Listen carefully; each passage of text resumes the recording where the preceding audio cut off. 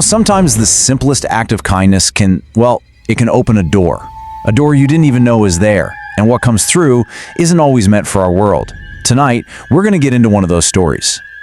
Our story brings us to Bengaluru, specifically the J.P. Nagar area. This is where a young man's simple act of compassion invited something truly horrifying into his family's home. The consequences were just unimaginable. So let me introduce you to the family at the heart of this. There's Venkesh and his sister, Garama. They lived with their mother, and they'd finally found some real peace after years of just struggling. Life was simple, it was predictable, it was happy. But all that peace they had worked so hard for, it was about to be completely shattered. This family had literally built their life up from nothing. After their father passed away, their mother worked relentlessly to keep things together. And as they got older, Venkatesh started driving an auto rickshaw and Garama got a job at a clothing store. They were a team, and things were finally looking up. In fact, Venkatesh's wedding had just been arranged. So you can just imagine the excitement, the hope they were all feeling. 3 nights. That's all it took for their whole world to just unravel. And it all started in the dead of night with a sound. A quiet sound, but one that was so completely and utterly wrong. Just try to picture this. It's 1:30 in the morning. Your house is completely silent. And then you hear it. A young girl's laugh. And it's coming from your brother's room. Grandma heard it, and along with that laugh, she heard the faint clinking of anklets. Confused, maybe a little scared, she crept over to his door just to see what on earth was going on. And what she saw, it was just incomprehensible. There was her brother, Venkatesh, dressed up like a woman, dancing in this bizarre, totally unnatural way. She calls out his name, and he just screams and runs out of the house into the darkness. Comes back in the morning, and guess what? He remembers nothing. Absolutely nothing. The next night, it happens all over again. This time, he gets back at 4:30 in the morning, like a sleepwalker, wearing his sister's clothes. He still denies it all, but then he sees her clothes in his room, that cold, hard proof, and he is terrified. By that 3rd night, though, there was no more denying it, because their mother saw it all with her own eyes. Okay, so this was clearly not some weird prank or a phase. No, this was an invasion of their home, of their family. And his mother, seeing the absolute horror of what was happening, she decided she had to fight back. She was going to fight for her son.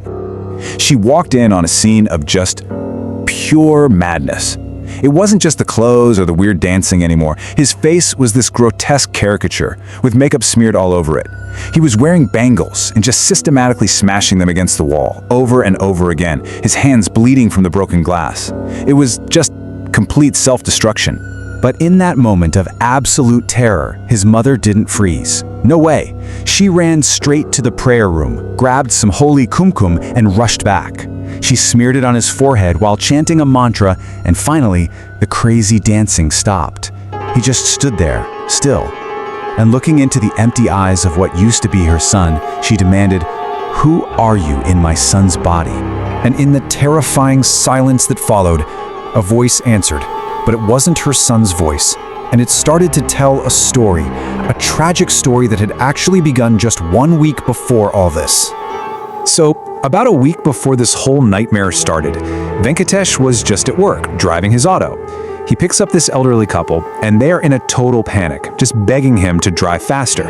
When he drops them off, he sees a big crowd gathered outside their house, and he finds out that their daughter had locked herself in her room and just wasn't coming out.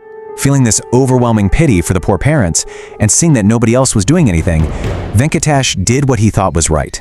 He broke down the door, but the sight that met him was just gruesome. A young woman, her face blue.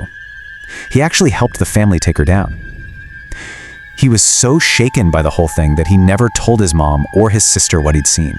He didn't want to burden them with it. And now, speaking through Venkatesh's own lips, the spirit of that young woman, she explained it all.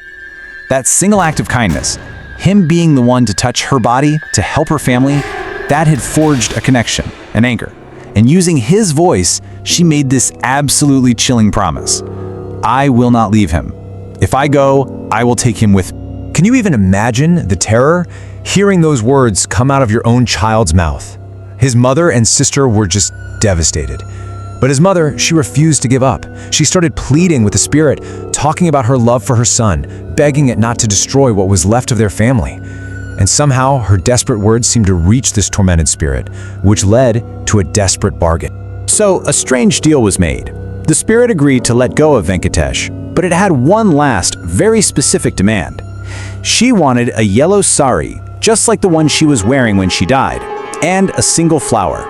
And Venkatesh himself had to be the one to offer it at her cremation site. When Venkatesh finally woke up, his memory was a complete nightmare.